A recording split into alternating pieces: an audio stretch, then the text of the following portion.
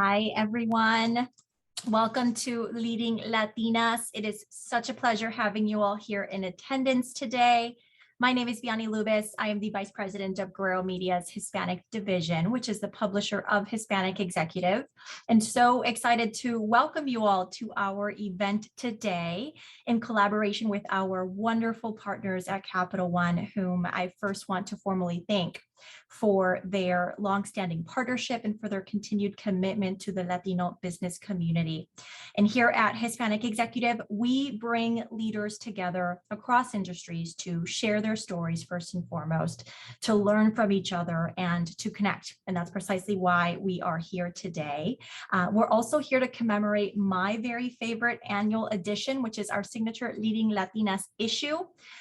It's an incredible issue where we honor and celebrate exemplary Latinas who are at the top of their game.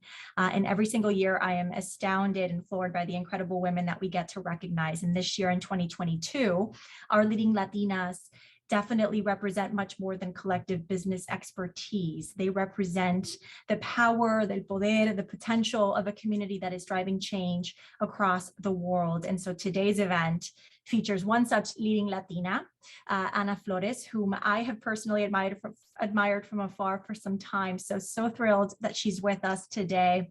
And like me, fans of Ana's know that she is the founder and CEO of All Grow Latina, which is a platform that she created in 2010 to build an empowered community.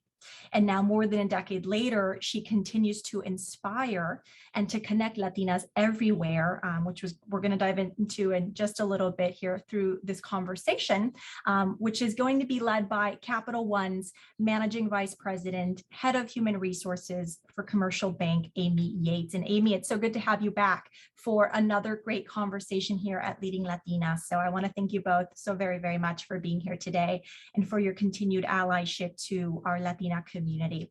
Just a quick housekeeping points though before we get started.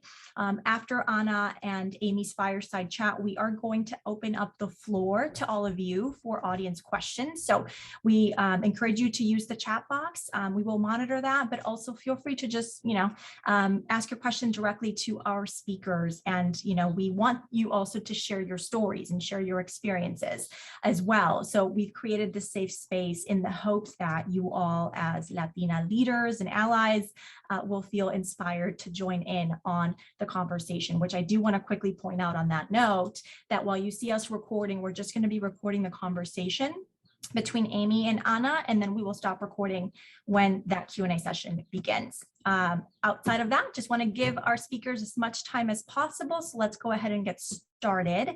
Now it's my pleasure to introduce you to Amy Yates at Capital One. So feel free to take it away, Amy.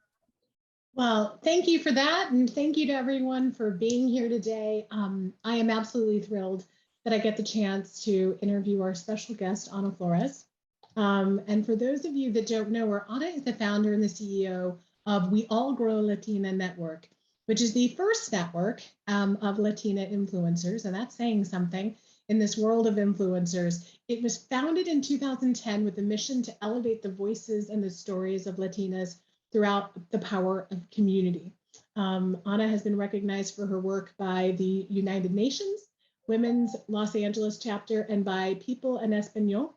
And in 2016, she was invited not once, but twice to speak at the White House about gender diversity and women empowerment issues. Today, she sits on the NALIP's Diverse Women in Media Initiative Advisory Committee, and she also co-chairs Los Angeles Mayor Eric Garcetti's Racial Equity and Newly Empowered Workplaces Task Force. That is a mouthful. She has a truly fascinating career journey, and it has taken her to where she is today. She's got a ton of insights and advice for our audience, and I want to make sure we get to maximize our time together. So we will dive right in. Ana, thank you so much for being with us today. No, thank you so much for the invitation. I'm always happy to have these conversations, and I'm definitely so thankful for all of you that made the time to be here today. And to Capital One and Hispanic Executive for this honor. We had the chance to talk before, and you were so inspiring, and I left so inspired. So I have absolutely no doubt that everyone else today will leave in the same way. But so I can't believe we're almost to the mid-mark of 2022. It's really hard to kind of get my arms around the fast that we've gotten to this point. How has 2022 treated you? Well, I just celebrated my 50th birthday yesterday. So let's start with that. Happy birthday. It's a milestone here. I turned 50 Yeah. and my daughter turns 15. So I've got like these two milestone moments in my life. So it started out knowing that it was going to be an incredible year. After the last 2 years that we've all had and feeling that we were in this survival mode, I am very happy that 2022 feels like a thriving mode. We're back to thriving, but not only that, but it's just like such a hopeful year in so many ways, for me, at least, and what we're seeing around us. So that's got me fueled up. It's almost like, okay, we're getting set up, and 2022 is this amazing year for everything that's opening up in 2023. Cause I just feel it, right? I just feel like something is really opening up, and we're going to be, at least on our end, just so many exciting things happening for next year. It absolutely sounds like you have a ton stacking up. And so happy birthday to you and to your daughter. Thank you. So let's start off. I would love for you to tell us all about We All Grow Latina. Maybe we start with kind of a quick deep dive in how you came about creating the community and where was the potential that you saw. And then we can kind of go to like the present day to talk about how you've evolved the mission and the type of resources that you offer. It's a really inspirational vision you have. Yeah, well, we're entering our 12th year. As you said, in 2010 was when we launched it. And it's just crazy for me even to see where we're at now. And when people ask me, like, could you envision where we're at right now? And I'm like, absolutely not, because everything that we have created as we've been leading the way, there was no path before us, right? So there was no way to know where this was going. But what has always remained intact was this vision of bringing Latinas together. And it started out as, before even Latina Bloggers Connect, I launched a blog called Spanglish Baby for parents raising bilingual and bicultural kids. So I was a mommy blogger. And when I launched that in 2009, really out of necessity. I had been a TV producer for many years. I have always created content by and for Latinos. So Univision, MTV Latin America, NBC Universo Mundos here in LA. And that was always the space where I thrived within my community of Latinos. And when I, became my mom, and I realized that the content that I needed wasn't being put out there by any of the major media brands, and it wasn't out there by this, even in the digital media space, which was so new. It was in its infancy, right? It was when we were discovering Facebook.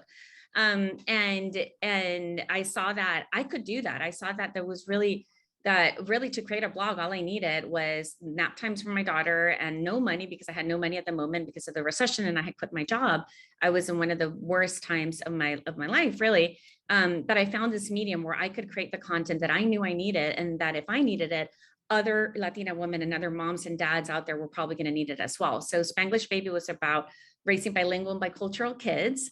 And it was actually very progressive at the time. We didn't have like little libros and encantos and all that. It was really hard to even find bilingual books. So the more I got into that, I immersed myself into this small yet growing community of Latina bloggers, which were mostly moms at the time. And we realized that we all had this passion and this voice and this need for content that needed to be out there, but to be able to do that, we needed to monetize it.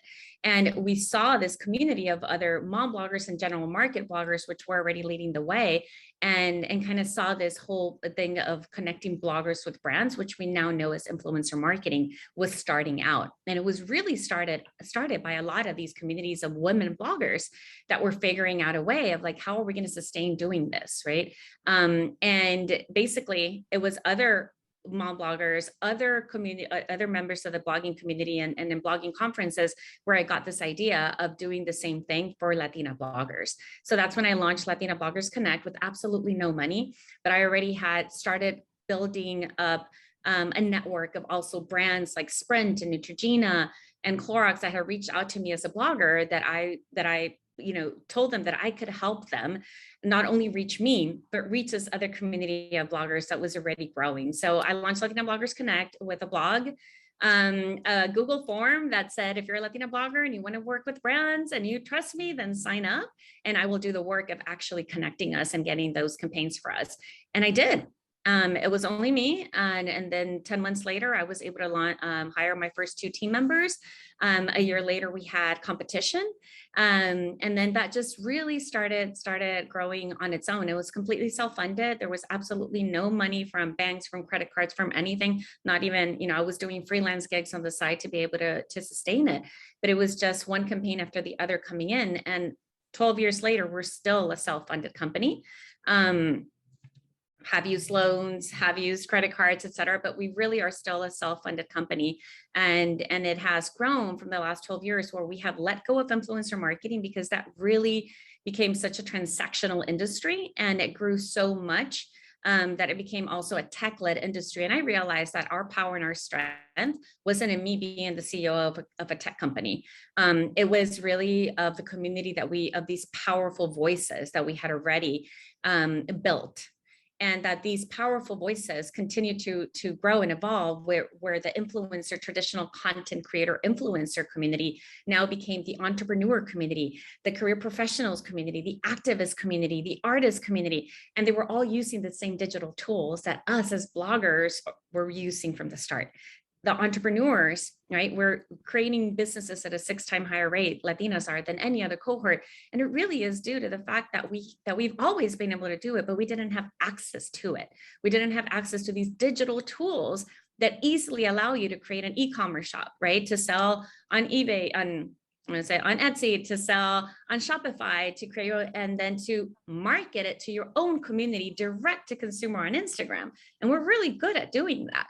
So it was really us continuing to see how our community would shift, the needs that they had, and how we as a small but nimble company were able to constantly meet their needs and sustain that and continue bringing them together in a safe way and in places that matter to us and that they trust, to get us to the place where we're at now, where it's a thriving community of over 18,000 members in a space we call We All Grow Amigas, to selling out our We All Grow Summit within like hours, to over 300,000 followers on our different social media platforms, more than 6 million, 7 million impressions a month, a growing email list, et cetera, that really just is all completely word of mouth, and just by the power of the community sharing.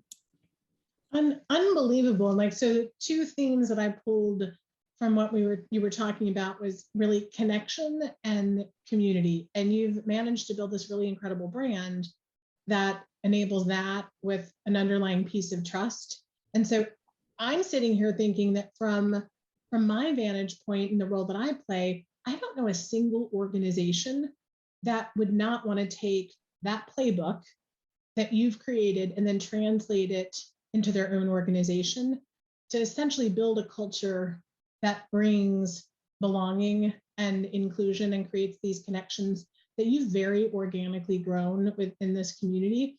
What advice do you have that you would give to myself and other business leaders and folks that are really, really passionate about doing this, about how do they grow representation in their organization? How do they create that sense of community in a really authentic and effective way? Like, what's your advice in that front? Well, it might sound basic, but it really is about everybody. Everybody wants to feel seen, heard, and valued. Mm-hmm. Everyone. So I would focus on like 2 key words that we use a lot and that are very key for us, which are like deep listening and co-creating. We always co-create. And for us, co-creating isn't only with the brands and our partners, but more importantly with our community members.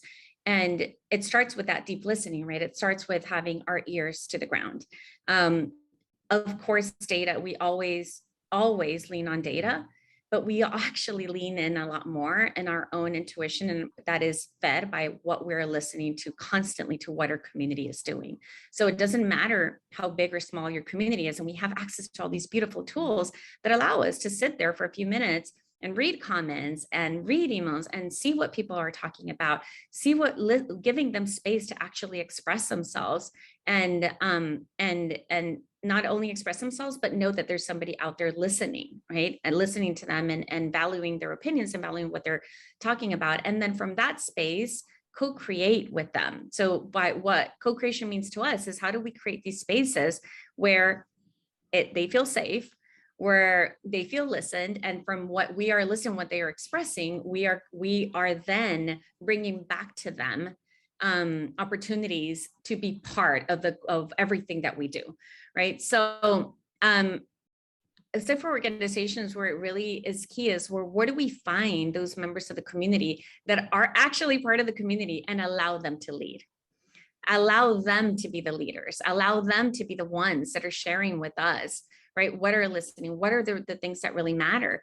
I think for us, that's always what has been at the center of community building is how are we fostering? How are we listening to them? How are we nurturing what matters to them?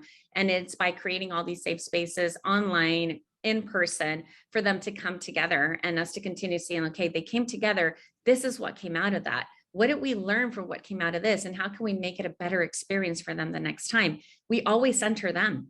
So even if when we're talking to our brand partners, when we're bringing sponsors on board to an event like We All Grow Summit, which this year is going to be our 6th one because last 2 years didn't happen, we little details like this, like brands or partners will always ask us, like, who are your VIPs? Can we focus on your list of VIPs? And we're like, we have no VIPs. We don't sell VIP tickets. We are, as a community, as Latinas, we are already marginalized. So why would we create that same sense of marginalization within our community? So we have created an event where we are all equal. We don't sell VIP tickets.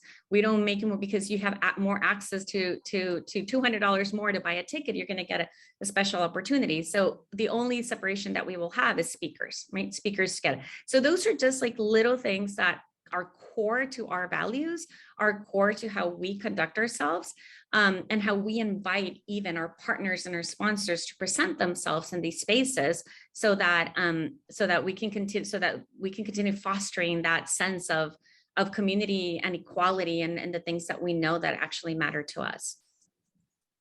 I love that, and I deeply appreciate the point you made around not having VIPs to essentially democratize the community that you are building without the hierarchical has and have not. Like, I think that is unbelievably beautiful. Let me ask you, knowing that, so the theme of this year's Leading Latinas issue of Hispanics Executive Magazine is about women who represent power and the potential of community that's driving this change across the world. You are all about community, clearly, and about building a like-minded coalition that drives change. That can sound incredibly intimidating to someone who's never done that before, who hasn't stepped in that space. Like, your story about transitioning from being a mommy blogger to running this really impressive organization is unbelievable. So if I think about that, knowing how intimidating that is, what are some small steps that Latinas can start taking in their roles to drive real change? Where do they start? So we always go back to our motto, which is when one grows, we all grow. So where are those opportunities for you to provide an open door to another Latina? Like, for us, it really is like, let's start with us. Let's start with supporting us. Let's start with creating an ecosystem of support within us. So let's start with our wallet, right? So how can we invest in other Latinas? And by investing, the books that you see behind me, they're all Latina authors, right? So how can we support Latina authors? How can we support Latina directors and stream their shows, stream their actors, the showrunners, and et cetera? How we support Latina entrepreneurs by buying their products. And when we know that they're out in Target, go to Target or Ulta and buy them. Or, how can we hire from other Latinas? And we've created an ecosystem to actually also make that possible. So how can all the decisions, we have a choice every single day in where we put our dollars. We have a choice of when we are hiring, when we are building our businesses, and when we're hiring internally within our corporations, who can we elevate? How can we start with the other Latina and give them the opportunity and the choice and us the choice to be able to elevate them?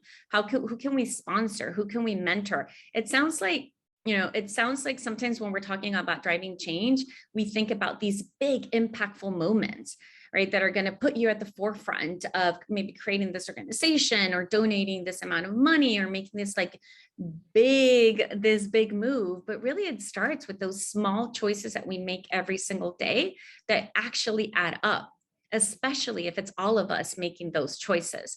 Because the more you invest in, if you have a choice of buying a body scrub from a Latina founder or buying it from a major corporation, who are you actually that when you invest in this Latina founder, it is going directly into her household.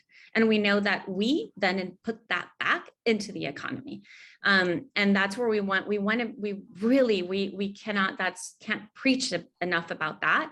And that's part of everything that we have created is how can we find each other to know who we're going to support. And when we're making all of those choices that we make the choice that supports our community.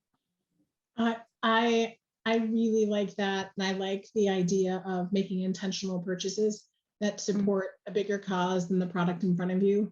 That is incredibly meaningful. So we're coming up on time just for this portion because we've got Q&A. So we're sticking around for that. But so I'll end with, as a Latina in a position of power, but also through the We All Grow Latinas mission, it's clear that you are clear on your responsibility that you bear to invest and uplift the community. What advice do you have for this audience on how they too can be a positive force around action and inspiration in their day-to-day? I think it goes back to a lot of what we have already said, right? It's continue supporting these spaces and continue showing up for each other. I think the more that we actually understand, because for such a long time, we've been made to believe that we have to be in competition with each other because there wasn't enough spaces, enough opportunities for all of us. But now, guess what? We are the ones in power in a lot of spaces. And if you are already in one of those seats that have even a modest amount of power, which means, do you have budgets to invest? Do you have hiring decisions to make? Do you have vendor procurement decisions to make? How can you then make those decisions, like you said, intentionally and focusing on putting that back into the community? It's just one person that you can impact that can create a whole ripple effect of impact within all of us. It is absolutely a multiplier effect.